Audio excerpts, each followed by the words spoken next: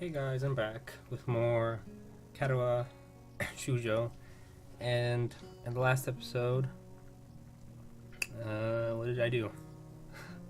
It was just yesterday, but it's escaped me, and I was watching the videos back to see if,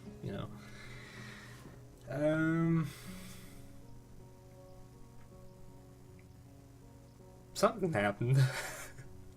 I know that we were talking with Kenji, and then, oh yeah, and then we bumped into Emmy, and then we went with Lily and Hanako to that little room, and then we were sipping tea, as you can see, sip.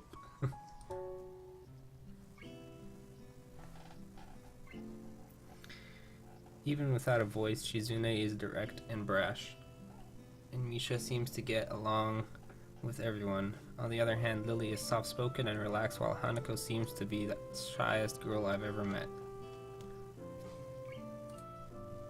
So how are you faring in Yamaku, Hisao? You seemed a bit flustered before. Maybe you won't fail with reading today. Doubt it. Apart from getting lost every now and again, and being crash-tackled outside my classroom, fine, I guess. You looked pretty hurt before. Are you really okay?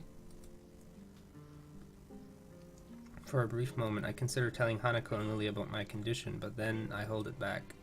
Oh, you... I guess it wouldn't be... I guess that's sort of right, because then he wouldn't want them to worry. Which, I don't know if...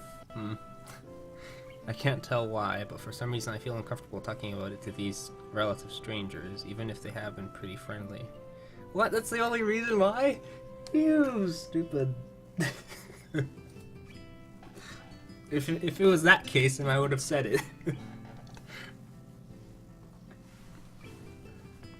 Yeah, it's nothing. It was just a bit. I was just a bit startled. Judging from the two girls' expressions, I don't think that they're buying it. But in what I assume is their way of respecting my privacy, they don't press the matter. Well, at least that's good. I guess that is the one. That is one of the unwritten rules around here. Don't ask. Even if people's conditions are obvious, like Hanako's, there's still bound to be a story involved. Everyone has things that they don't feel comfortable speaking about, and I think everyone here recognizes that. So, how long have you been in this school? You both seem to know your way around pretty well. Well, I've been here since the start of high school, but only moved into the dormitories a year ago. Hanako joined at the start of high school as well, and moved to the dormitories when she did, if memory serves me right. That's right, since high school. So you've known each other since then? Since I moved, yes. Hanako lives next door to me, so it's only natural, right? You're right. Yeah, of course. Living next to someone is probably a reason enough to befriend them, though I'm guessing that Lily's blindness played a part in it as well. I can't imagine Hanako easily making friends with someone who has to deliberately avoid looking at her scars. With the immediate conversation dried up, we start to eat our lunch.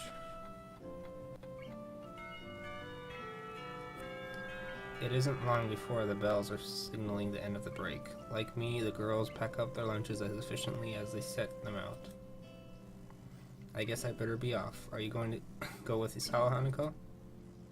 Hanako looks up at me, and for a second I can see that she is considering skipping class, maybe just to avoid walking to the classroom with me. Yes.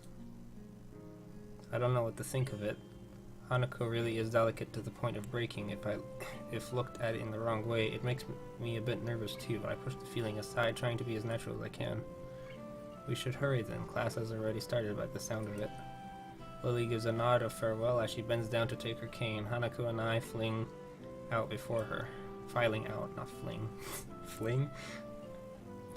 We walk quickly down the empty halls to our respective classes. As we reach the door to Lily's 3-2 classroom, she turns towards me. Hisao, thank you for sharing lunch with us today. My pleasure, Lily. And with that, we part ways, Lily entering her classroom and leaving Hanako and me to make off to our own. She's still looking like she wants to run away. So, do you really want to go back to class now? Yes. Okay then. I feel like I should say something more to her, but it's hard to come up with anything that would be appropriate and safe enough. And Lily was right. The more time we spend out here, the more explaining we have to do. I open the rear door to the class and walk in. The teacher looks up at me and opens his mouth to say something. However, as Hanako follows me and closes the door, he simply nods to us and continues his lecture. This is the third time that Hanako has had her truancy? I don't know. Truancy? I guess truancy. Practically ignored. There's definitely something going on here. We make our way to our seats, and I notice that Misha and Shizune are both missing as well. They're missing?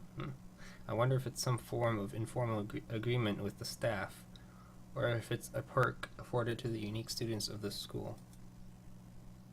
Trying to make as little disturbance as I can, I extract the relevant textbooks from my bag and start catching up. The class goes on quietly. The teacher seems like an okay person despite the weird first impression I got, and the material is relatively interesting. However, the way he teaches is really bizarre. It's as if he expects that everyone is a natural genius. Yay. When the final bell sounds, I realize that there is a lot of time left in the day, and I'm left wondering what to do. It's odd. At the hospital, I had 24 hours a day of free time, but here filling the considerably shorter hours feels difficult. Well, everyone else leaves, and I'm left alone with the teacher. To be fair, in a hospital, you're just laying there. He did have books to read as well, and he did read TV, really? Watch TV for a little bit, but then he said that he stopped watching TV and started reading more. And I guess the rest of the hours is just sleeping. He did say that he looked outside the window a lot as well. So time just kind of just went by then. Everyone else leaves and I'm left alone with the teacher. Muto is examining the assignment sheets we were working on earlier, marking them with a red balloon? Ball pen? Not balloon.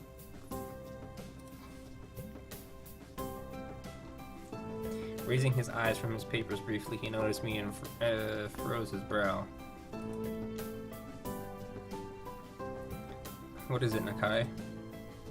I jump at him, addressing me, but I guess it's natural to spark some conversation since there's nobody else around. Nothing. Thinking about what I'd what I'd do after school. So much for not failing today. The teacher slowly puts the cap on the pen he is holding and arranges his papers into a stack, clacking it against the desk twice. He seems very methodical, and for a brief moment I'm reminded of Shizune, but the teacher is more unhurried and relaxed, much more routined. Well, he doesn't have to be, tense. He's a teacher. He's got a job. He chose it. You have no plans?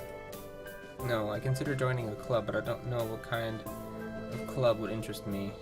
Go observe a meeting of someone else's club. Might pique your interest. I guess. But I don't know how to continue from there. Muto looks at me in a way that makes me quickly want to take the words back to avoid a conversation, but I can't, so I have to forge ahead. I just don't know how to deal with people. I mean the other students. I'm talking to people and everything, so it's not that I'd be isolated or anything. I just don't know what to think about. The disabilities, it's like, it feels that I'm being impolite if I pay attention to them, and it's weird to ignore them. Damned if I do, damned if I don't. The teacher scratches his cheek, absent-mindedly looking very unresponsive. Wow. These things are only an issue if you make them one. I guess. You can talk normally with someone, even if they are blind or something. Try to look behind the superficial. There's not a single student here who isn't just a normal kid behind whatever they might seem at first glance. He says the same thing as Iko did. I know they're right, but it's hard. How can you not consider, for example, Shizune's deafness when the only way to communicate with her is to talk through Misha or Hanako? It's not like you can ignore her face. But I'm interrupted by the door of the classroom suddenly slamming open. Teacher! Oh boy. Misha crashes in, hands straight, in an enthusiastic greeting, her voice loud and lively enough to wake the dead from their graves. She starts towards the teacher's desk, with her bouncing step, hands energetically swinging with the rhythm. Muto, visibly dismayed at the interruption, and Misha in general, slumps in his chair. Mikado. Misha stops in her tracks and looks around cluelessly, as if she's sensing from his tone that something's wrong, but has no idea what. Yes? We have talked about volume control before. Yes. Oh boy. My voice!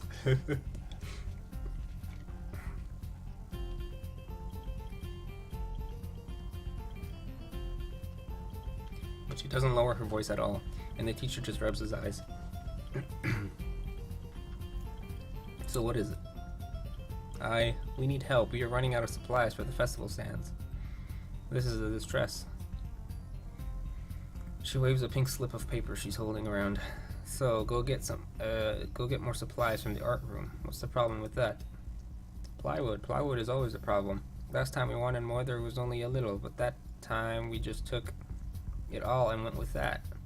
Now there's like none left there. So do you know where there is some? I don't understand. How would I know? Shichan, I mean the president thought that a teacher would know if there is plywood. Was she wrong?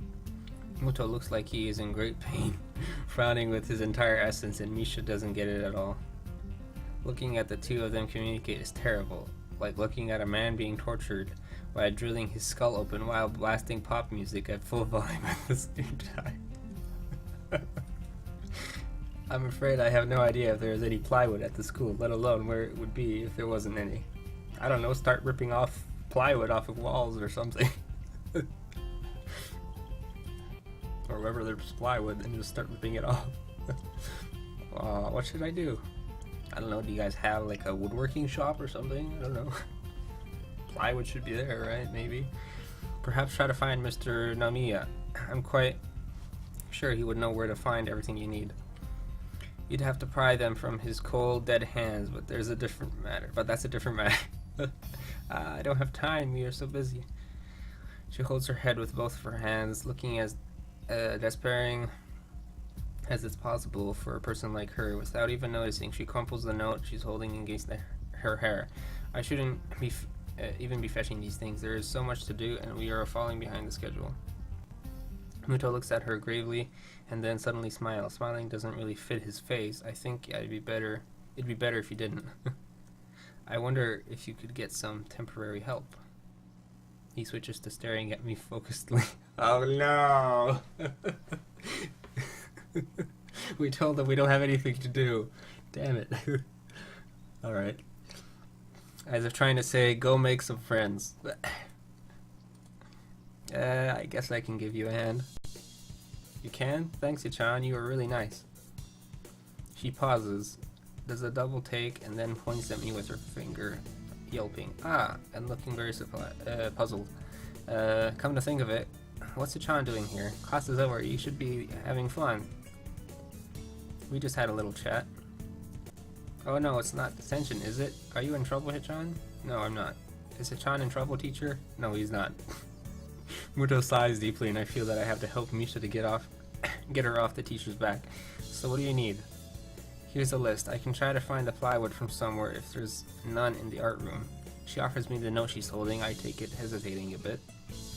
I said I'd help you, but this has no implications on whether I'm joining the council or not. Aww.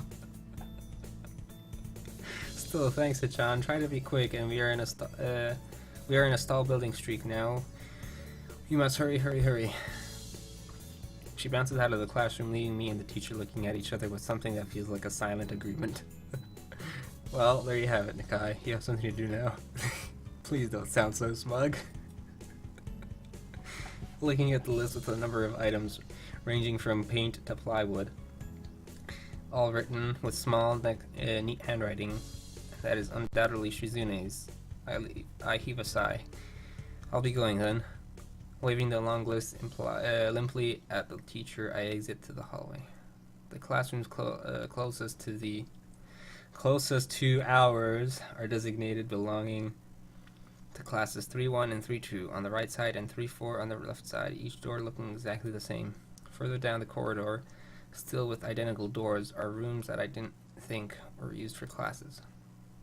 I guess the art room is not a classroom as such. I carefully push open the furthest door and peek in. Oh, this is the art class, because those stands, I don't remember, there's a specific name for them, but freaking hell if I know. Anyway, 15 minutes. So I'll see you guys next time for more Katawa Shoujo. Not Shoujo, Shoujo. Bleh. See you guys.